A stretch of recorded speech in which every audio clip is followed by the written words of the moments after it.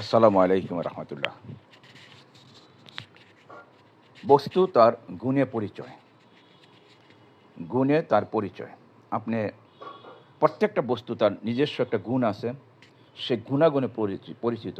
এখন ফলই বলেন, ফুলই বলেন, মাছ বলেন, গরু বলেন, এটা স্বাদ, তৃপ্তি, গুণাগুণে এটার পরিচয়, এটার ক্যারেক্টার, বিহেভিয়ার, অ্যাটিচিউডে পরিচিত। একটা আমের যে মিষ্টতা আছে, কথাটা এই জন্য বললাম যে কোনো বস্তু তার রূপে পরিচিত নয়। যে মাকাল ফল অত্যন্ত সুন্দর, কিন্তু ভাঙলে দেখবেন এখানে মধ্যে একটা ইয়ার মতন, বলদের পায়খানার মতন ভিতরে পাওয়া যায়। তো ঠিক তদ্রূপ মানুষ তার পরিচয় হলো তার গুণে, তার গুণাগুণে তার পরিচয়, রূপে নয়। আপনি রূপে যদি তার পরিচিতি নেন, আপনি ধোঁকা খাবেন, ধরা খাবেন। ঠিক মুর্শিদও তার পরিচয়, মুর্শিদে কামেল, ইনসানে কামেলের পরিচয় তার রূপে নয়, তার গুণে।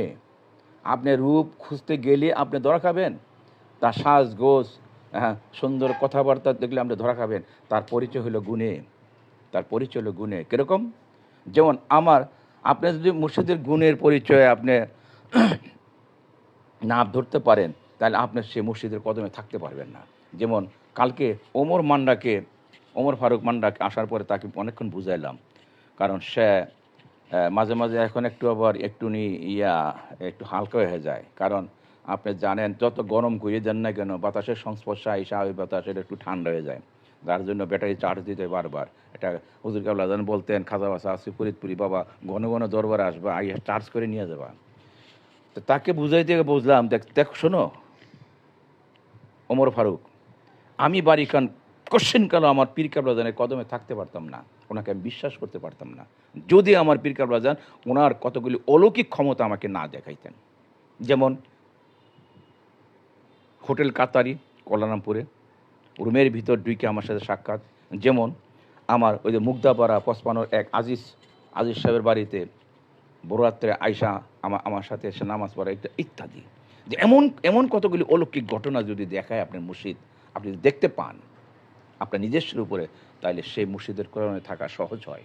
আর মুর্শিদ যাকে রাখবে তার সাথে এই খেলাই খেলে, তার অলৌকিক অসম্ভব ক্ষমতাগুলি সে তাকে দেখাবে, যা মুর্শিদকে রাখবে, অলৌকিক ঘটনাগুলি দেখাবে।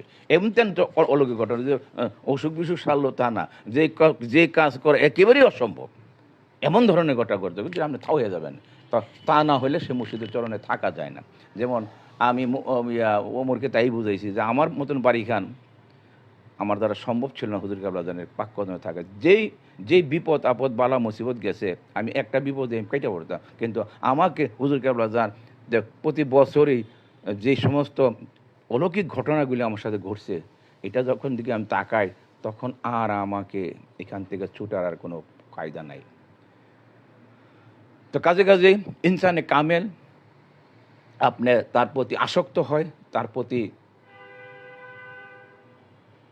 কি বলবো, আসক্তই বলি, তার প্রতি আসক্ত হয়, তার প্রতি আষ্টে পিষ্টে তার কদম জড়ায় ধরা যায়, যদি সে কোনো অলৌকিক ঘটনা আপনাকে দেখায়। একটা নয়, অনেকগুলি অলৌকিক ঘটনা আপনার জীবনে যদি দেখায়, তাইলে আপনি তার কদমে থাকতে পারবেন, নয়তো এই দুনিয়াতে কেউ থাকতে পারবে না। আবার এটাও হয়, আবার অনেক বড় অলৌকিক ঘটনা দেখাইলে পরে আবার এটা আবু জাহেলের মতন আবার মনে করে যে এটা জাদুকর, মুনাফেক হয়ে যায়। যার নসিব ভালো তারা এই মেরাকেলগুলি দেখে তার থাকতে পারে। মানুষের কাছে শুই না, মানুষের একটা অলৌকিক ঘটনা শুই না, আপনি কখনো মসজিদের কদমে থাকতে পারবেন না, থাকা সম্ভব না। আরেকজনের মুখে জাল খাওয়া যায় না। কেবলাজান বলতেন যে বাবা, আরেকজনের মুখে জাল খাওয়া যায় না। তো যাই হোক, এখন এই কথাটা বলার জন্য মাত্র খেয়ে আসছি, যে বলি যে আপনি মসজিদের কদমে থাকতে হলে আপনাকে মসজিদের তরফ থেকে অহরহর আপনার অলৌকিক ঘটনা ঘটতে হবে, না তো আপনার থাকা সম্ভব না। এটা দুনিয়া, আপনি জোর করে থাকতে পারবেন, আপনি বেঈমান হয়ে মারা যাবেন। তো কাজে ওই যে 10টা ছাগলের 3 বাচ্চার মতন লাফাইবেন, 2টা দুধ ফেলে আরেকটা লাফাইবেন, এরকম হবে, পরে শেষ পর্যন্ত দেখবেন যে আপনি বেঈমান হয়ে গেছেন। এটাতে তাই হচ্ছে, আপনি আমার চোখের সামনেই দেখেন, আপনার চোখের সামনেই দেখেন বেঈমান হয়ে যায়। কারণ মুর্শিদ যাকে রাখবে তাকে প্রচণ্ড বড় বড় অলৌকিক ঘটনা তাকে দেখাবে। তা এটাকে বলা হয় পীর মুরিদের খেলাধুলা। এটা না দেখাইলে আপনি থাকতে পারবেন না। এটাই বলার ছিল। ভালো থাকেন। আসসালামু আলাইকুম রহমতুল্লাহ।